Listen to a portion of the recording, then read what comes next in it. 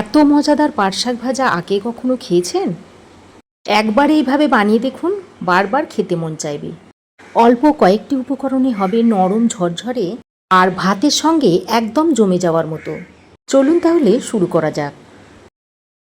রেসিপিটা তৈরি করার জন্য এখানে আমি 1 আঁটি মতো পাট শাক নিয়েছি। এবার এই পাট শাকগুলোকে বেছে নেব। এই যে পাট শাকের মধ্যে অনেক মাকড়সার জাল থাকে, তারপর পোকার ডিম থাকে, সেইগুলোকে আমি এইভাবে একটু বেছে নিচ্ছি। এইভাবে বেছে নিচ্ছি।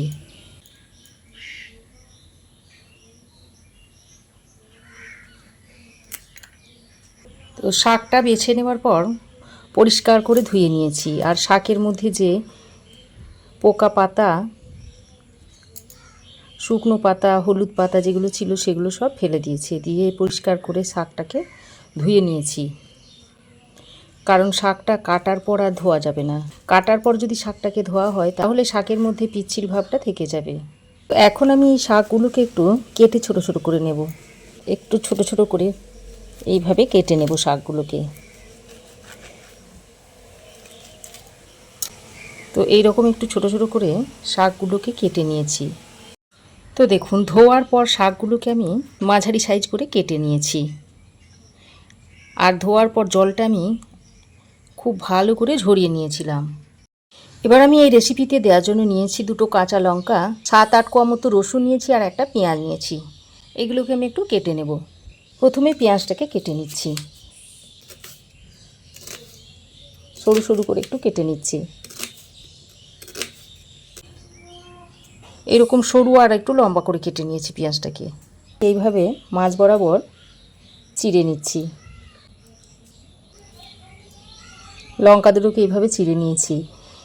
আর রসুনগুলো এই রকম একটু পাতলা পাতলা করে কেটে নিচ্ছি। আপনারা রসুনটাকে থেঁতোও করে নিতে পারেন, তবে বেটে দেবেন না, তাহলে খেতে ভালো লাগবে না। রসুন, কাঁচা লঙ্কা আর পেঁয়াজটাকে আমি কেটে নিয়েছি। এবার আমি প্রথমেই একটা কড়াই ভালো করে গরম করে নিয়েছি। তারপর এর মধ্যে সামান্য পরিমাণে একটু সর্ষের তেল দিয়ে দিলাম। তারপর আমি এখানে নিয়েছি 4টে শুকনো লঙ্কা। এই শুকনো লঙ্কাটা ভাজার মতো আমি তেলটা দিয়ে দিয়েছি। তারপর শুকনো লঙ্কাটাকে একটু মুচমুচে করে ভেজে নিতে হবে। তবে আপনারা শুকনো লঙ্কাটাকে শুকনো খোলাতেও ভেজে নিতে পারেন। এইভাবে তেল দিয়ে ভেজে নিলে শাকটা খেতে আরও বেশি ভালো লাগবে। এখন আমি এই ভাজা লঙ্কাগুলোকে তুলে নিচ্ছি। এবার ওই কড়াইতে আমি যে শাকগুলোকে বেছে ধুয়ে পরিষ্কার করে রেখে দিয়েছিলাম সেগুলো দিয়ে দিচ্ছি। এবার এই শাকের মধ্যে পরিমাণ মতো নুন দিয়ে দিচ্ছি। নুনটা দিয়ে ভালো করে নাড়াচাড়া করে মিশিয়ে নিয়ে 2-3 মিনিটের জন্য ঢাকা দিয়ে এইভাবে রান্না করে নিচ্ছি। এতে করে পাট শাক থেকে বেশ খানিকটা পরিমাণে জল বেরোবে, সেই জলেই পাট শাকটা সেদ্ধ হয়ে যাবে। ততক্ষণে আমি যে শুকনো লঙ্কাটা তেলে ভেজে নিয়েছিলাম তার মধ্যে অল্প পরিমাণে একটু নুন দিয়ে দিচ্ছি। তারপর গোটাগুলোকে ভেঙে ফেলে দিয়ে নুন দিয়ে এইভাবে চটকে নিচ্ছি। আর এটা একটু গরম থাকা অবস্থায় করে নিতে হবে, তা না হলে নরম হয়ে গেলে আর লঙ্কাটাকে ভাঙা যাবে না। দেখুন, লঙ্কাটাকে আমি নুন দিয়ে মেখে নিয়েছি। এবার এটাকে এখন এক সাইডে রেখে দিচ্ছি। এদিকে দেখুন, ততক্ষণে 2 মিনিট ঢাকা দিয়ে পাট শাকটাকে সেদ্ধ করে নিয়েছি। আর পাট শাক থেকে বেশ খানিকটা পরিমাণে জল বেরিয়েছে, ওই জলেই কিন্তু পাট শাকটা সেদ্ধ হয়ে যাবে। এবার আমি পাট শাকের গায়ে যে জলটা রয়েছে সেই জলটাকে ভালো করে শুকিয়ে নেব। বেশ খানিকক্ষণ নাড়াচাড়া করে পাট শাকের মধ্যে থেকে জলটা শুকিয়ে নিয়ে এবার পাট শাকগুলোকে একটা পাত্রে তুলে রেখে দিচ্ছি। এবার এই কড়াইতে দিয়ে দিচ্ছি 1 চামচ পরিমাণ সর্ষের তেল। আমি সর্ষের তেলের রেসিপিটা করছি। আপনারা চাইলে সাদা তেলেও করতে পারেন, তবে সর্ষের তেলে করলে রেসিপিটা খেতে খুবই ভালো হয়। তেল ভালোভাবে গরম হয়ে এলে এর মধ্যে দিয়ে দিচ্ছি রসুন কুচি, দিয়ে দিচ্ছি কাঁচা লঙ্কা কুচি আর পেঁয়াজ কুচি দিয়ে দিচ্ছি। তারপর পেঁয়াজ, রসুন আর কাঁচা লঙ্কাটাকে তেলের সঙ্গে ভালো করে নেড়েচেড়ে মিশিয়ে নিচ্ছি। আর এই রেসিপিটাতে পেঁয়াজটা একটু বেশি করে দিলে খেতে ভালো লাগবে। তবে পেঁয়াজটাকে খুব বেশি কড়া করে ভাজার দরকার নেই, হালকা একটু নরম হয়ে আসা পর্যন্ত পেঁয়াজটাকে ভেজে নেব। দেখুন পেঁয়াজের মধ্যে হালকা রং ধরিয়ে আমি পেঁয়াজটাকে ভেজে নিয়েছি, আর পেঁয়াজের মধ্যে একটা সোনালি কালার এসে গেছে।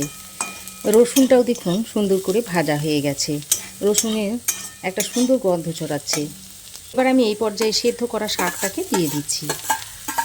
শাকটা দিয়ে পেঁয়াজের সঙ্গে ভালো করে নেড়েচেড়ে মিশিয়ে নিচ্ছি। তারপরে এর মধ্যে দিয়ে দিচ্ছি অল্প একটু হলুদের গুঁড়ো, আর দিয়ে দিচ্ছি একটু ঝাল লঙ্কার গুঁড়ো। গুঁড়ো মশলাগুলো দিয়ে শাকের সঙ্গে ভালো করে মিশিয়ে নিচ্ছি।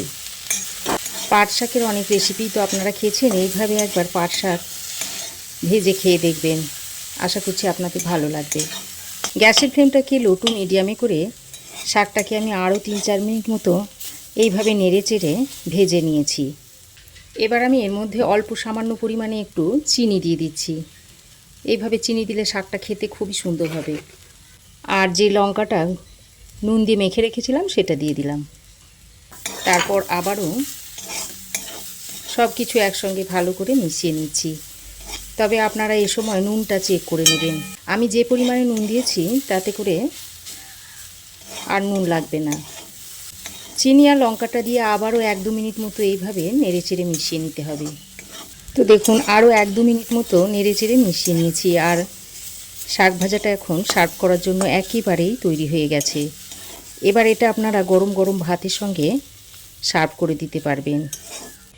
এই রকম পাট শাক ভাজা যদি থাকে গরম ভাতের সঙ্গে, তাহলে এক থালা ভাত এই পাট শাক ভাজা দিয়েই নিমেষেই খাওয়া হয়ে যাবে।